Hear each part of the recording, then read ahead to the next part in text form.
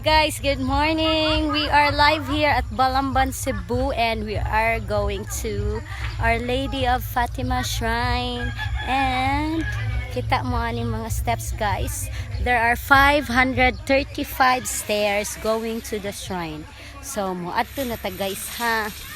Okay. Ako na ibali, guys. You are watching Luella Lara, ang maestra nga biyahera o vloggera. Ato ta sa shrine, guys, ha. Niya ako ning sundon ang mga steps.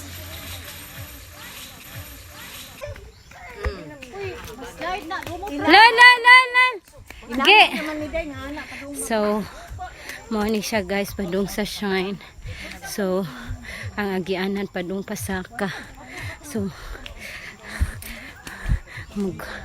maggukod kasi imong ginhawa, guys, pero laban ng gihapon basta laag. Okay, nay na nawag na. Sige, wait sa, guys, kay magpicture sa me. See you later, guys, ha. Hinigabot na mo sa shrine. Kapuyog saka, guys. Sige, bye, thank you for watching. So, guys, hapit na ta maabot sa shrine, guys. So 28 years na ni nga shrine, guys. So itong tan-an unsa ni siya. Okay, na, guys, na nata diri sa Our Lady of Fatima. Kita mo sa dako kay nga white ng mga Mary. Muna na siya. So mag-picture ta, guys, ha.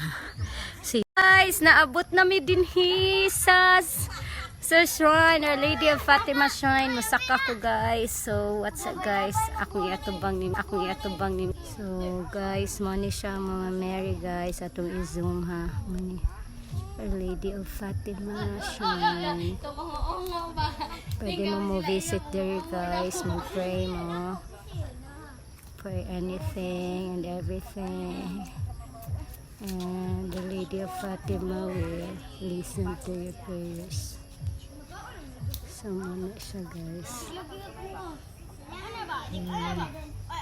And the whole area.